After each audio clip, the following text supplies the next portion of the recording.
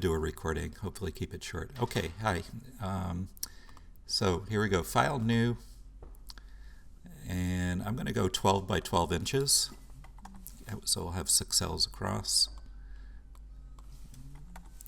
By 240, we might as well do color, create, and we want to show our grid. So view, show grid. And I've got my grid set up for every 2 inches, so I have 6 cells across here. And once again, if your grid isn't set up like this, then you go into Edit, Preferences, Guides, Grids, and Slices, and put a grid line every 2 inches, okay, and 4 subdivisions, and say OK to that. All right, this is actually very easy. Can you show how to change your grid again? Yeah, so it's in Preferences, so you go Edit, Preferences, Guides, Grid, and Slices. And then that'll bring up the dialog box, and you just put under Grid here a grid line every 2 inches, okay, with 4 subdivisions. You can leave the colors default. I don't have preferences under edit. Are you on a Mac? Yeah. Okay, so your preferences are probably under File. We have to find out where your preferences are. I think it's right under Photoshop. Thank you.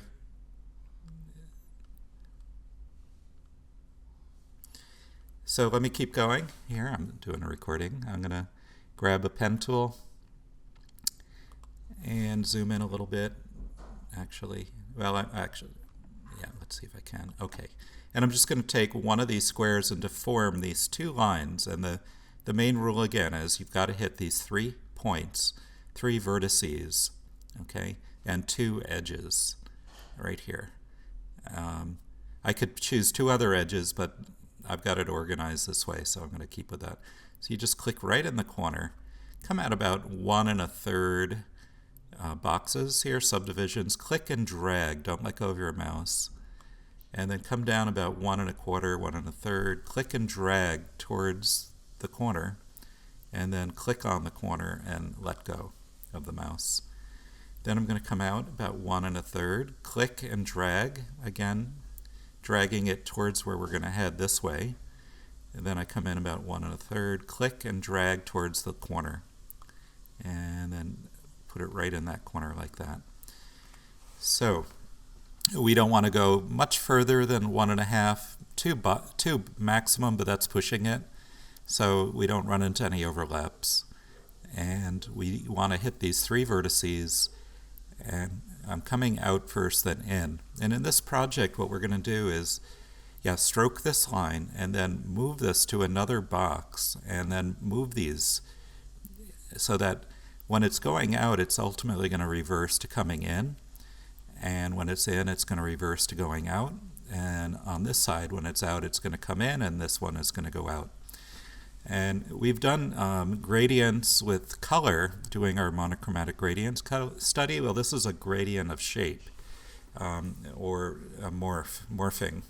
Morphology is the word that comes from, and that's all about growth and change, which we see in nature as a plant bursts out of its seed and starts to unfold and grow from there. You've seen time-lapse videos, how that works. So, okay, so then I'm going to move this with the path selection tool and just click and drag it over to this first cell here.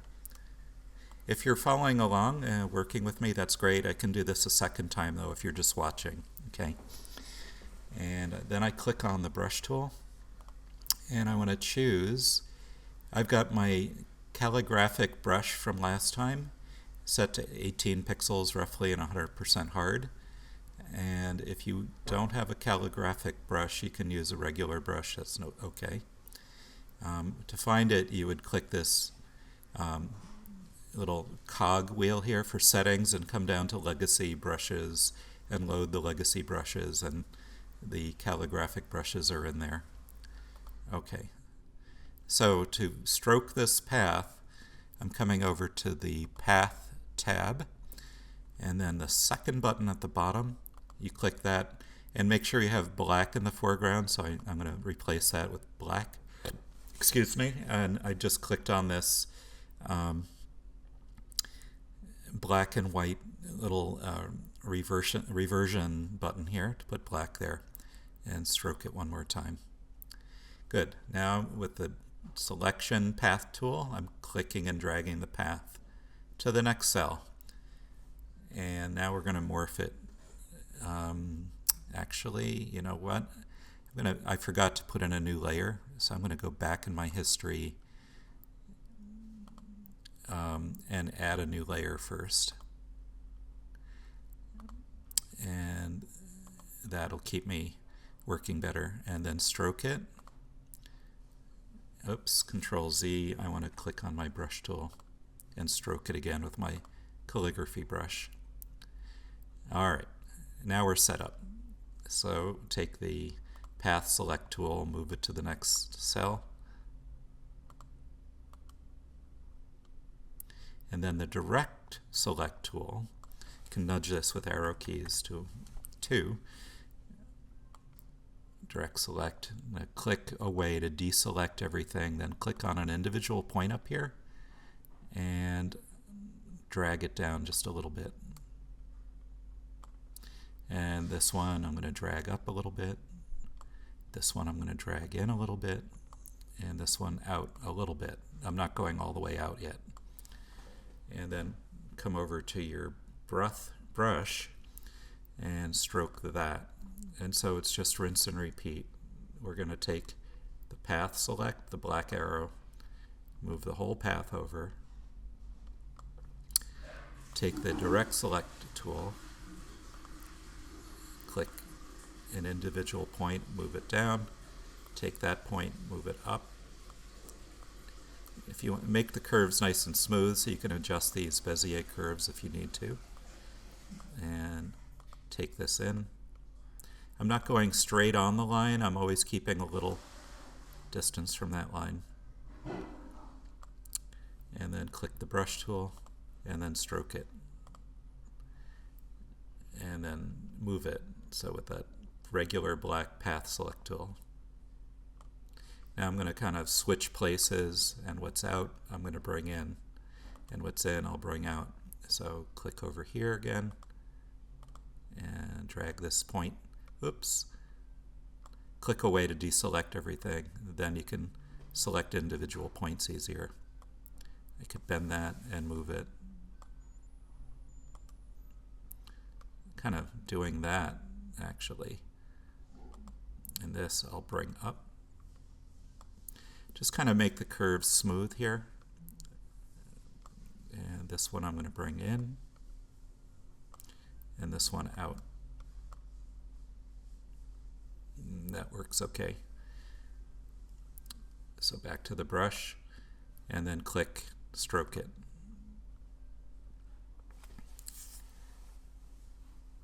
So I'm putting all this on one layer, but that's okay as long as I don't have mistakes here. So I've got 1, 2, 3, 4, 2 more times, and we're done. So it's just the same process over and over again. Click away. I'm sorry, don't have to click away until we get to the direct one. Let me move over here. Direct selection tool. Click here. Move it a little more in. Curve it a little bit that way. Move this a little more out. Move this a little more in. And a little more out. Click the brush. Stroke it with the Paths tab. And one more.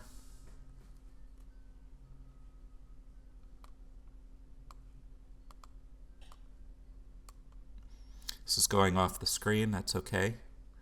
And take the direct one. Click away, click a point, move it even further in, further in.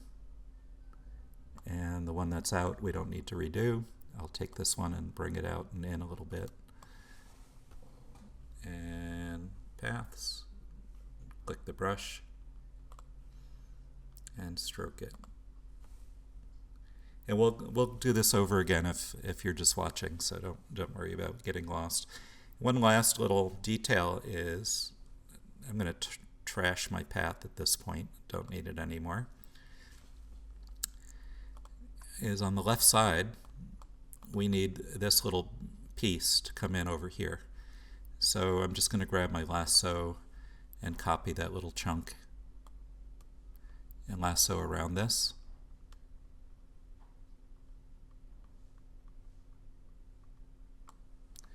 And copy this, make sure I'm on the right layer, which I am. Control C, Control V, the letter V for the move tool, and just move that over here, like that. And merge that in with a Control E, Control 0 to zoom out, and then to fill out this rest of the grid, you know what to do, Control J, and move it. Oop. And put the beak to the beak, if we will. Control J and move it.